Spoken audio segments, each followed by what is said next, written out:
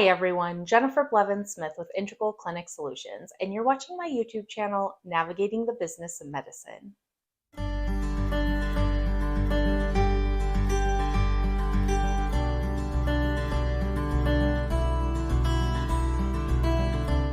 Today, the topic is using interpreters in healthcare. This isn't going to be a very long video, but it's definitely a topic that needs to be brought up, and I have not done a video on this topic before.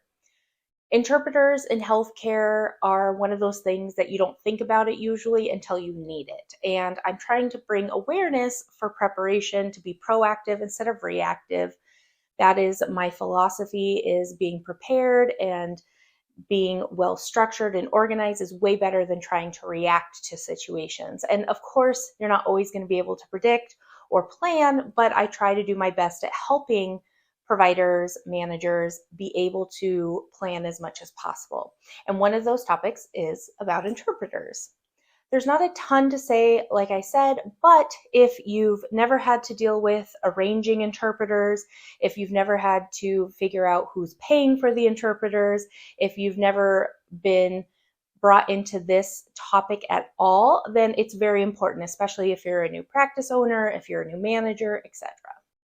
Per guidelines and requirements in healthcare, it is the practice, the healthcare entity's responsibility to ensure that their patients have access to an interpreter in the native language that the patient speaks. The patient would have to ask for an interpreter, or your staff could be trained to understand, and it doesn't take that much of knowledge or training to realize when a patient might need an interpreter. But if it's asked for, it needs to be provided. There are many different services out there that offer interpretive services, and it's just getting better and more variety, especially with the whole telecommuting and technology enabling us to try to patch in people maybe from other locations throughout the country to be able to help, especially with more of the obscure or more rare languages or language subtypes that would be hard to come by in just like a regular local interpreter service. One language that I know is very difficult to find is for American Sign Language. And you would think that that wouldn't be the case, but in my experience, it is. And other people that I have spoken to who work in healthcare also experience the same challenges when trying to find American Sign Language interpreters. There are always going to be interpreting services in your area, and because the healthcare practice entity is responsible for providing the interpreter service, you also are responsible for paying for the services. So you would want to start shopping around now, looking for interpreter services in your area, doing a Google search, and just asking people their prices. Do they have package deals? Can you pay per diem without a contract?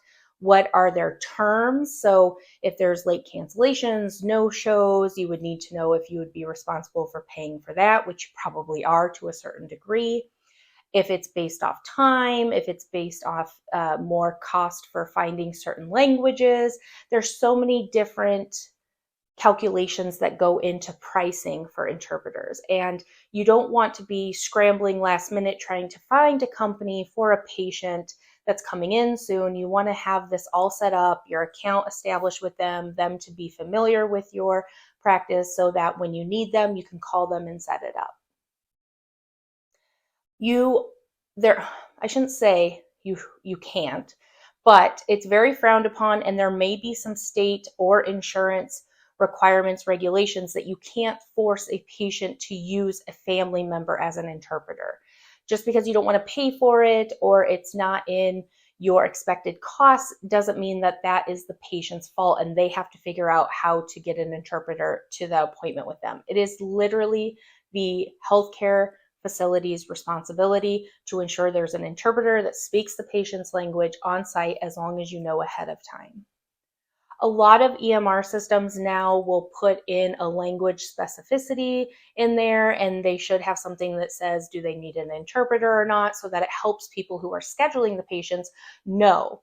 Because usually once you schedule the patient for their appointment, you have to get on the phone or email or a portal to the interpreter service to schedule and make sure that they're available and they can find somebody to come to that appointment.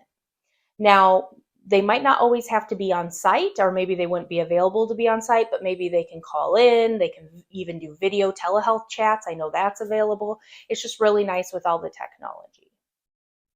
There are a few, very few in my experience, and it's probably even less now because it's been a few years, insurances that may reimburse for interpreter services. Sometimes they have specific CPT codes that would need to be billed out on the claim in order to receive reimbursement. Other times they might say they need an invoice sent to them of like the whole month's worth of interpreter services that were used, and then they would pay you separately. But it is definitely something to check your contracts about, or ask insurance companies if they're willing to pay for interpreter services. It might be one of those things that they don't offer, but if you ask, they will. It never hurts to ask, as I always say, because you never know the answer. Medicaid, I know in some parts of the United States, will pay for interpreter services. Again, you would need to find out how they would pay or reimburse. Do they do it through a claim? Do you have to invoice them? Which means most likely you're probably going to have to pay the interpreter service and then you get reimbursed from the insurance company. Or sometimes interpreter services might directly bill the patient's insurance themselves. That's something else you can ask. There's a bunch of moving parts here. It's really not that complicated. It's just you have to start shopping around now, get your accounts established, maybe with one or two different interpreter services, depending on, what kind of services they offer, what languages they offer, how much they cost, having backup plans in case they're not available, etc. Especially if you're in a specialty where you might work into the late evenings or the weekends, like urgent cares, versus someone who just operates, Monday through Friday, 8 to 5 or whatever. So if you have more obscure patient visit times and dates, if you have different locations that you need them to go instead of just like a standard practice building, then those are things that they would need to know in order for them to put notes in your account and for you to set up the arrangements appropriately for your patients. If you have any questions or comments about this topic, I would love to hear from you. Please leave your questions and comments in the comment section below. If you have experience working with interpreter services, or there's a service you really, really enjoy in your area, or they work across the country, please share that with everyone and put that in the comments as well. Smash the thumbs up button if today's video was helpful. Subscribe to my channel if you haven't already, and please share this with all of your colleagues. We'll see you next time. I appreciate your support. Bye-bye.